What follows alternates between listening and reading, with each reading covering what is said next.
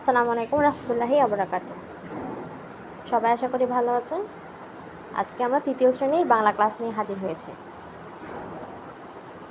আমাদের দ্বিতীয় সাময়িক পরীক্ষাতে আছে হাসি কবিতা। আজকে হচ্ছে আমাদের পদ্য। তো আমাদের সিলেবাসে হারজিত নদীর দেশ থেকে শুরু হয়েছে, আমাদের গ্রাম থেকে শুরু হয়েছে, পার্ট 13 থেকে। তো আমাদের পদ্য মধ্যে কবিতা আমাদের গ্রাম শেষ হয়েছে। আমরা আজকে পড়বো হাসি কবিতা। আমাদের গ্রাম কবিতা হবে আজকে, দুঃখিত। আমাদের গ্রাম হচ্ছে 42 পৃষ্ঠা। তো আমরা 42 পৃষ্ঠা সবাই খুলব।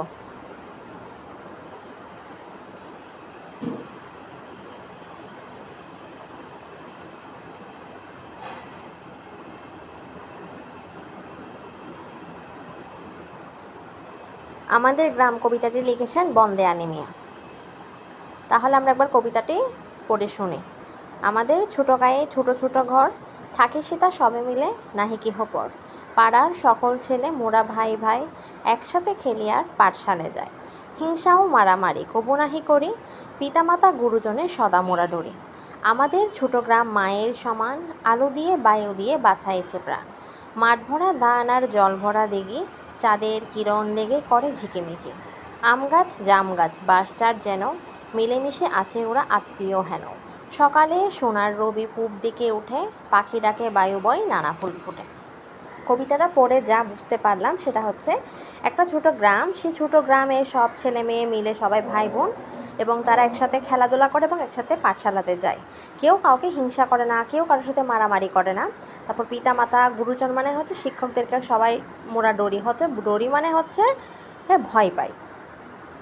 তারপরে আমাদের ছোট গ্রাম মায়ের সমান, অর্থাৎ আমাদের ছোট গ্রামটা আমাদের মায়েকে আমরা যেভাবে সম্মানটা করি তেমনি আমরা আমাদের ছোট গ্রামকেও সম্মান করি। এবং মা যেমন আমাদেরকে আমাদেরকে খাবার দাবার আদর যত্ন দিয়ে ভালোবেসে আমাদেরকে যত্ন করে আমাদের খেয়াল রাখে, তেমনি আমাদের এই ছোট গ্রামটা তাদেরকে আলো আর বায়ু দিয়ে বাঁচাইছে।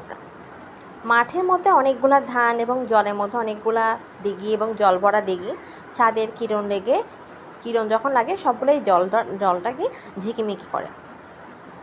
তারপর হচ্ছে আম গাছ জাম গাছ বাঁশঝাড় যেন মিলেমিশে আছে ওরা আত্মীয় হেন, অর্থাৎ আম গাছ জাম গাছটাও যেন আত্মীয়, ওরা যেন বন্ধুত্ব, ওরাও মিলেমিশে বসবাস করছে। সকালে সোনার রবি মানে হচ্ছে সূর্য পূর্ব দিকে ওঠে, পূব মানে পূর্ব দিকে। আর পাখি ডাকে বায়ু বয় নানা ফুল ফুটে, অর্থাৎ পাখি ডাকে নানা ফুল ফুটে। এখন যদি আমরা শব্দার্থের দিকে খেয়াল করি, আমরা দেখব সেটা অর্থ হচ্ছে সেখানে, কবুত্ব কখনো, ডরিয়ত্ব ভয় পায়, কিরণত্ব আলো, আত্মীয়ত্ব আপনজন, রবিয়ত্ব সূর্য, বায়ুত্ব বাতাস। তাহলে আজকে আমাদের পড়া শব্দার্থগুলোও থাকবে এবং কবিতা প্রথম 8 লাইন অবশ্যই পড়া শিখে আসতে হবে।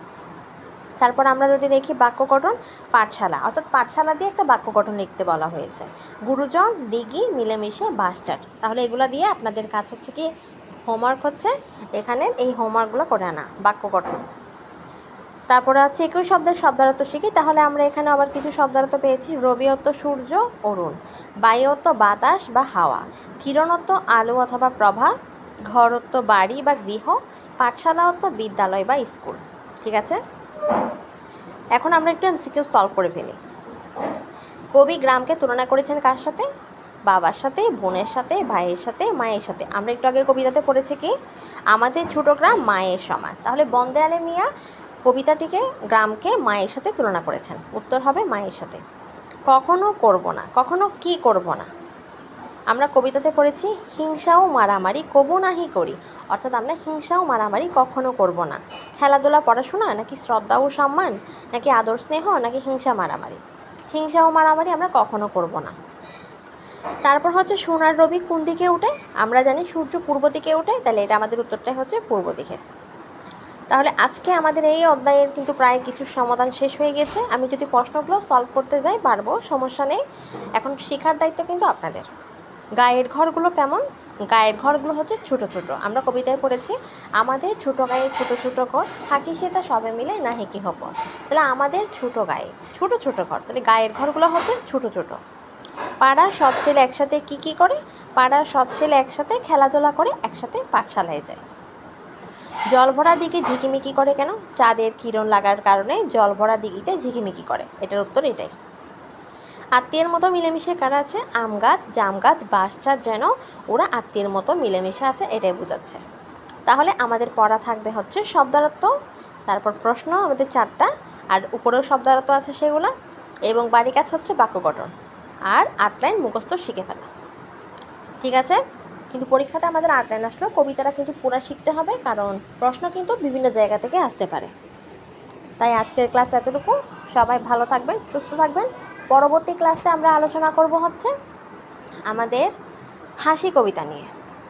ঠিক আছে? সে পর্যন্ত সবাই ভালো থাকবেন, সুস্থ থাকবেন, এবং যারা প্রজ্ঞা স্ক্যানিং কলেজে ভর্তি হতে চান তারা অবশ্যই যোগাযোগ করবেন। আমাদের অনলাইন ক্লাসও হয়, আমাদের অফলাইনও হয়, এবং যেসব জায়গায় অফলাইন হয় সেগুলো আমরা উল্লেখ করে দিয়েছি। চট্টগ্রামের ভিতর হাটহাজারী উপজেলাতে হলে আমরা সেগুলোতে সরাসরি অফলাইনে গিয়ে ক্লাস করাই, আর যারা চট্টগ্রামের বাইরে তাদেরকে আমরা অনলাইনে ক্লাস করাই। ঠিক আছে? সবাই ভালো থাকবেন। আল্লাহ হাফেজ।